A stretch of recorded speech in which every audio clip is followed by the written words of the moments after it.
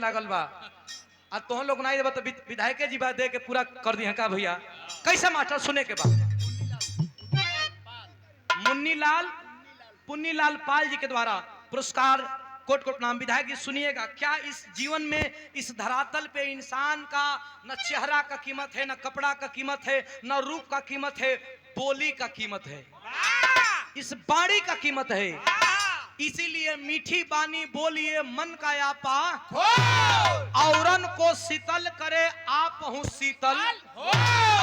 अच्छा हम कहली है ना कि हई माइक पर हम गावत तनी तो हमार कीमत कुछ और बा विधायक जी। यही जा खेसारी जी पवन जी यहाँ तो उनकर कीमत कुछ और बा। अच्छा एगो सबसे बड़ी बात बताई, हमनी के हिंदुस्तान के सबसे बड़ा अरबपति पूंजीवाद मुकेश अंबानी जी का लड़का का बियाह भइल, जिनकर बियाह में अमेरिका का सिंगर आयल जो गायक आयल जो उनका नाम रहा जस्टिन बीबर। देखला लोग हाफ पैंट पहन के गंजी पहन के नाचत ए भैया, लेकिन उनकर 4 घंटा का बोलिया का कीमत 84 करोड़ रुपया रहा। ओकर दुख हमली के भोगताली जा। चुप रह, तो के नेवते ना रहा तो उनकर दुख तू का भोगबा। अरे भैया रिचार्जवा महंगा हो गइल बा। अच्छा हाँ इहो बतिया ठीक कहला, ठीक ठीक ठीक सही बात बोले हो, बहुत तेज। अच्छा देखी 84 करोड़ रुपया आई दादा, यही जा हम कैमूर से आई कब के 30,000 दे दिया, आदमी कहे 30,000 लेबो तो इहो भैया हमनी के मजबूरी बा। तो सब बोली का कीमत बा। पहली बंद में बोली का कीमत बताओ थे 4 लाइन का गीतिए बा, लेकिन 4 करोड़ का गीत बा। 20-25 हजार लेके 4 करोड़ का बात बता के जाता नहीं। कैसे मास्टर भैया भरत जी रहले,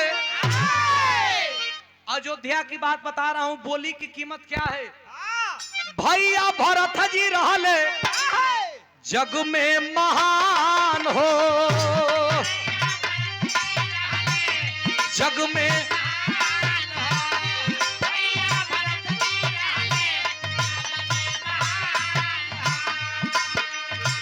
भाई कारण माई त्यागले, भाई कारण माई त्यागले जाने ला जहान हो।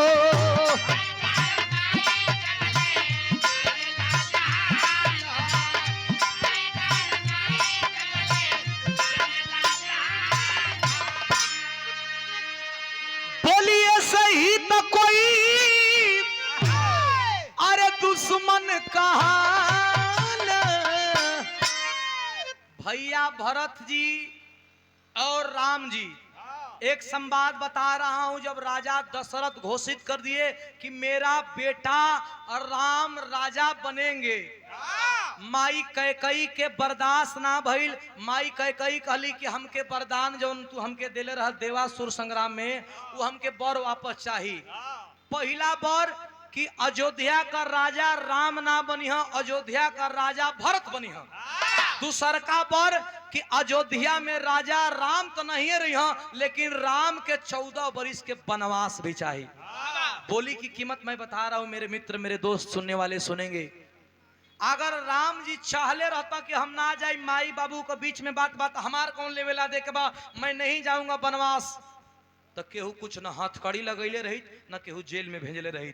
लेकिन राजा राम कह गए कि मेरी माँ और मेरे पिता के बीच का जबान का कीमत कैसे रहेगा। रघुकुल रीत सदा चली आई, प्राण जाई पर वचन न जाई, प्राण जाई पर वचन न जाई। मतलब जबान की कीमत रखने के लिए राजा राम वनवास को गए। पहला बोली का प्रमाण। दूसरा का प्रमाण दे रहा हूं क्या। एगो भाई रावण, एगो भाई रावण, एगो विभीषण मिसाल हो।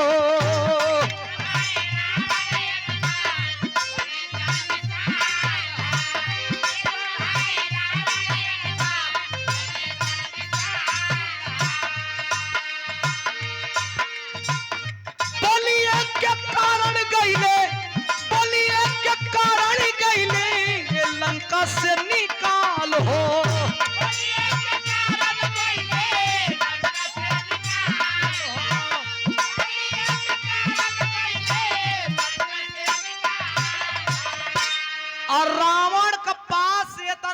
संपत्ति जेकर सोना का लंका रहल वो अपने सगे भाई विभीषण के निकाल दलस काहे जाना तनी बोली के चलते।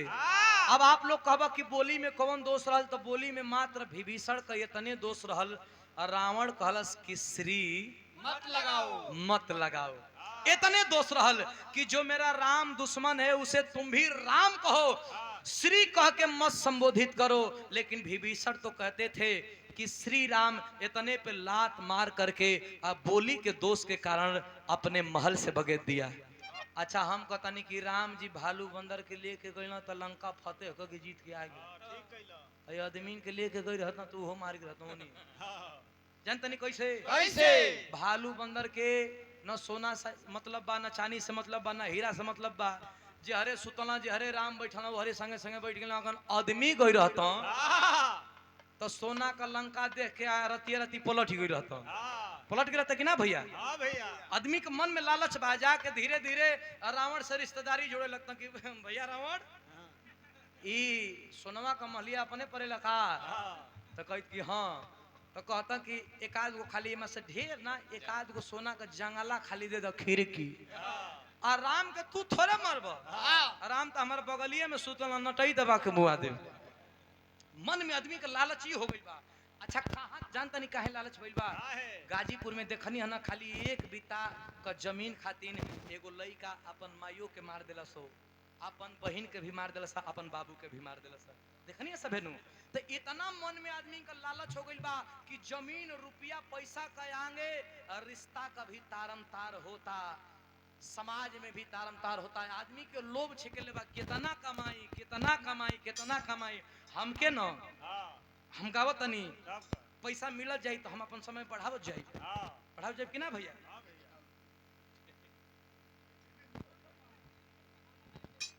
प्रमाण देथो का भैया। माननीय कैलाश पटेल शाहपुर से आदरणीय बाबूजी राम कैलाश पटेल जी के द्वारा पुरस्कार 51 रुपया चरणों में कोट कोट नाम दिल से धन्यवाद देता हूं। इसलिए कहता हूं कि बोली के चलते विभीषण के लंका से हटा देवल गई। एगो बोली के प्रमाण और बा कैसे। अरे बोली ऐसे कोयल कोई कौआ कहाला,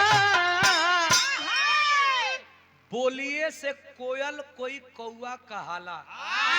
है नीब का पेड़ पर एक कोरी कोयल बैठा रही एक कोरी कौआ बैठा रही, तो करिए रंग को कोयलियो बिया करिए रंग को कौआ। ये तरह समझ में ना आई, लेकिन कौआ बोली तो काव काव काव करी, आ कोयल बोली आदमी कहे कोयल। तो ई रंग रूप ना मुहवे आप बोलिया बतावेला कि ई कौन कोयल है आ कौन कौआ। तब मास्टर अरे बोलिए से कोयल कोई अरे कौआ कहाला, ए पंचो दुनिया में आदमी के बोलिए बिकाला।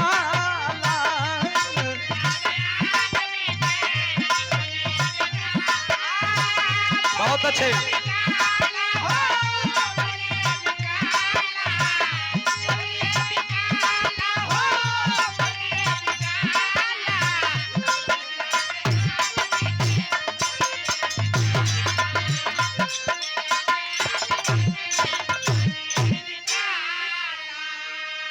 एक लाइन सबका खातिन आपो खातिन हमरो खातिन, आपो को घर में बहन बेटी वाली हमरो घर में बहन बेटी वाली, आपो को घर में माई वाली हमरो घर में माई वाली। एक लाइन बहन बेटियन खातिन बोली का है भैया, बोली का है हीरवा, बोली का है पंचो, बोली के कैसे बोले के चाहिए।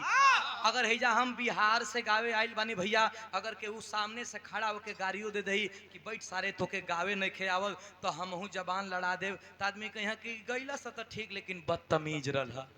ऐसे की जनता हमार भगवान है ना।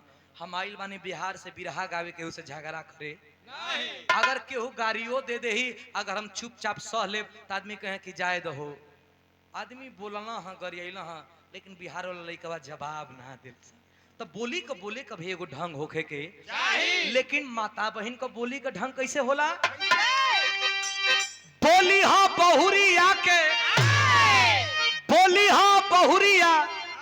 बहुरिया मतलब कहीं बहुरिया कहत हैं, कहीं कनिया कहत हैं, कहीं दुलही कहत हैं, कहीं पतोहू कहत हैं। जहाँ का जैसन भाषा होत हैं मोर बाबूजी, कहीं बहू कहत हैं। कैसे मास्टर? बोली हाँ बहुरिया के उहे ससुरा कपाहू, बोली हाँ बहुरिया के ससुरा कपाहू।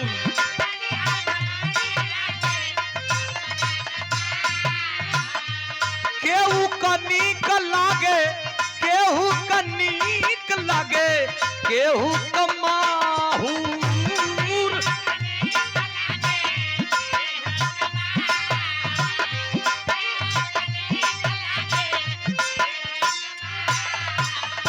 अच्छा हमारे घरवा में चाहे आपे के घरवा में 5-6 गो कनिया दुल्हन होली तो वही में केहू का भाषा कितना निक लागेला, और वही में केहू का इतना बेकार लागेला कि मन करला कि बोलत या तो हम जाके मर जैती।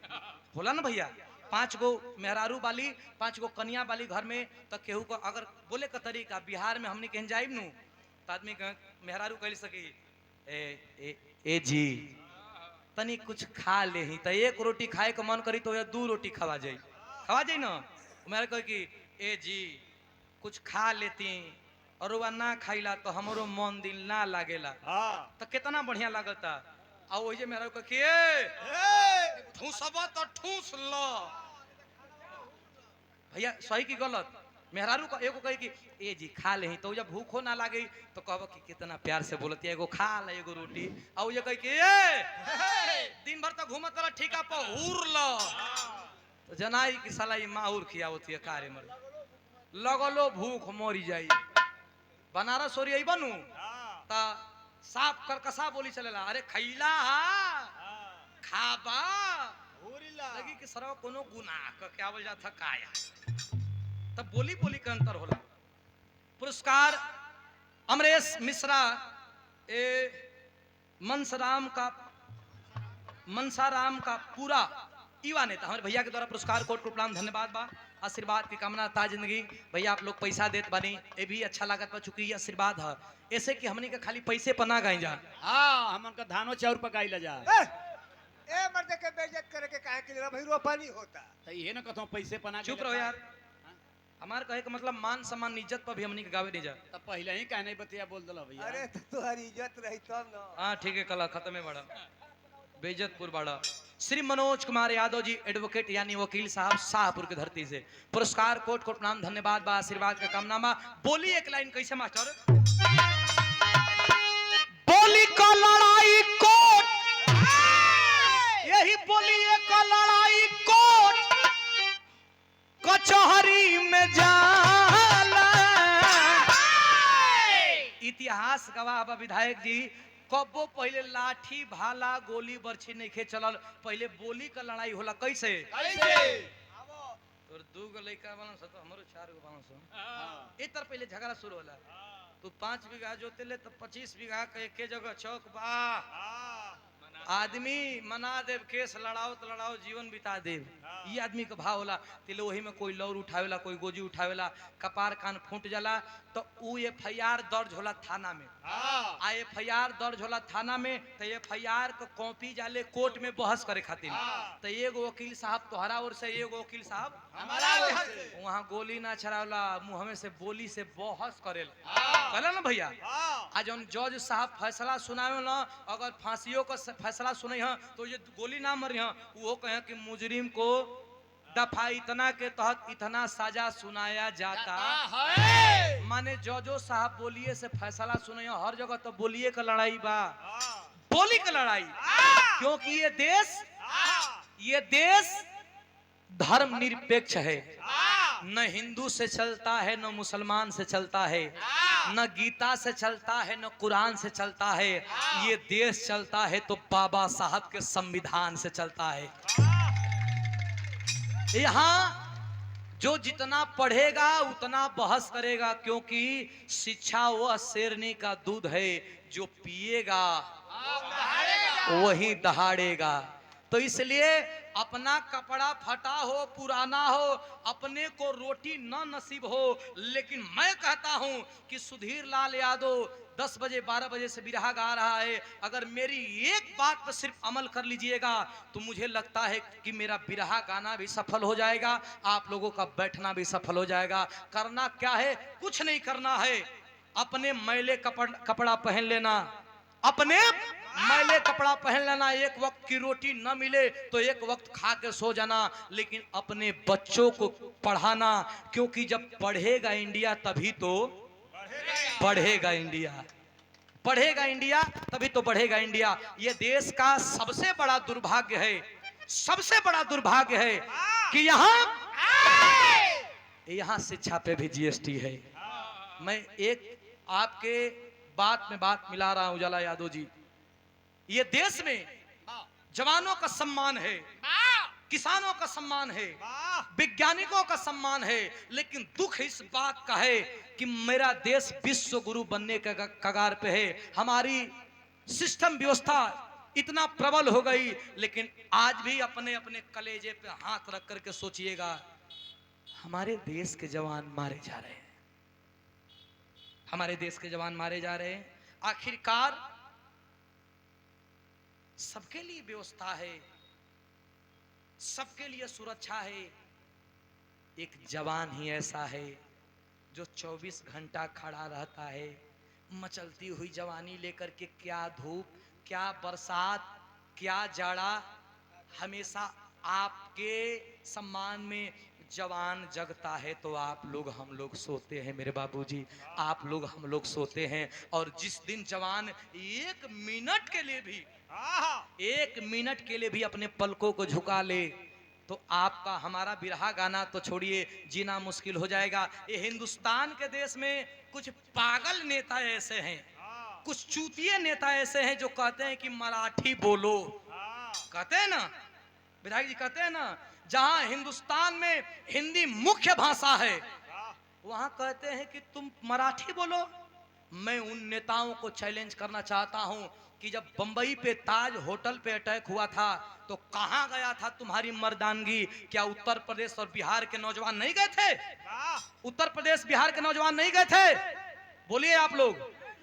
जब उत्तर प्रदेश और बिहार के नौजवान, झारखंड के नौजवान तुम्हारी विपदा में जाते हैं तो आज चंद अपनी राजनीति चमकाने के लिए तुम कहते हो कि मराठी बोलो। जब इतना तुम्हारा कुवत है मराठी बुलवाने का तो उसी तुम्हारे बंबई में, उसी तुम्हारे महाराष्ट्र में अमिताभ बच्चन रहते हैं, क्यों नहीं उनसे मराठी बुलवाते हो? क्यों नहीं बुलवाते हो? उसी तुम्हारे बंबई में आमिर खान, अमिताभ बच्चन, सलमान खान रहते हैं, उनसे क्यों नहीं मराठी बुलवाते हो? तुम्हारी हुकूमत सिर्फ ठेला लगाने वालों पे है, सिर्फ टैक्सी चलाने वालों पे है, सिर्फ सब्जी बेचने वाले पे है, क्योंकि इसी पे तुम जुल्म कर सकते हो। तुम्हारी माँ दूध नहीं पियाई है कि बड़े लोगों से सवाल पूछ सको। और सुनो, ये हिंदुस्तान है, जिसको जो भाषा आता है वो भाषा बोलेगा। हिंदुस्तान किसी ठाकरे की बाप की पपौती नहीं है। कहना है कैसे मास्टर? आखिरी लाइन में कैसे मास्टर? ए हो, एक लाइन कैसे बा? बोली हाँ मिठाई जो दी बोला बूझे प्यार से, बोली हाँ मिठाई जो दी बोला बूझे प्यार से।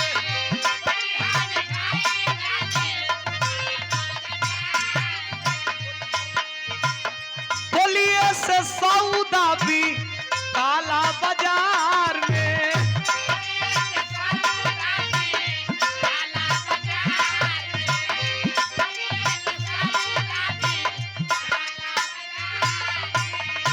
अरे बोली से सुधीर लाल गंगा नहाला। बोलिए से सुधीर लाल गंगा नहाला। आप लोग बोली से गंगा नहाला नहीं बोली बोला तला कि कितना बढ़िया अच्छा बात। आज सोचा तला कि कुल जन विधा सुने गए बन जाए इनकर शीशा का घर मार के फोड़ कहो भैया। तो बोली से गंगा नहाला। आदरणीय सम्मानीय विधायक जी जो मंच पे बैठ करके अपना इतना कीमती समय आपने दिया है, मैं धन्य हो गया। क्योंकि मैं जानता हूं कि कई जगह आप लोगों को जाना होता है, लेकिन जाकी रही भावना जैसी प्रभु मूरतन। ए भैया जाकी पाँव न फटी बिवाई ताकि जानी पीर पर आई। आप लोग समाज में घूमते हैं तो जानते हैं कि समाज को इकट्ठा करना कितना मुश्किल होता है, और आपने आकर के मेरा भी मान मर्तबा बढ़ाया, इसके लिए मैं आपको दिल से धन्यवाद देता हूं। आदरणीय ब्लॉक प्रमुख सत्यम ओझा जी के द्वारा ये शानदार 1100 रुपया पुरस्कार, तनी ताली बजा के आप लोग सम्मान करेंगे। मैं धन्यवाद देता हूं आदरणीय प्रमुख जी के द्वारा, ब्लॉक प्रमुख जी के द्वारा। कहो भैया यार मुखिया जी लोग के प्रधान कहल जाला ना, तब प्रमुख जी के हमनों के प्रमुख जी कहल लोग। तनकी सा यार प्रमुख जी का पावर ढेर बा, तनकी सामने और प्रमुख जी का पावर कम होला का जी के हर बिहार में। तो तू ही कुल बात कह, तू सरकारी आदमी हो। पुरस्कार और आदरणीय हमारे विधायक जी आदरणीय धीरज ओझा जी के द्वारा ये 1100 रुपया पुरस्कार आपके श्री चरणों में मैं कोट कोट प्रणाम करता हूं।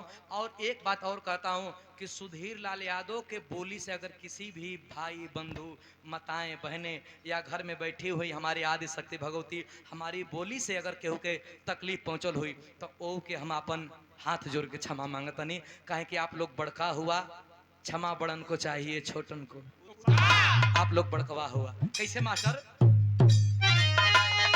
बोली से सुधीर लाल अरे गंगा नहाला, दुनिया में आदमी के बोलिए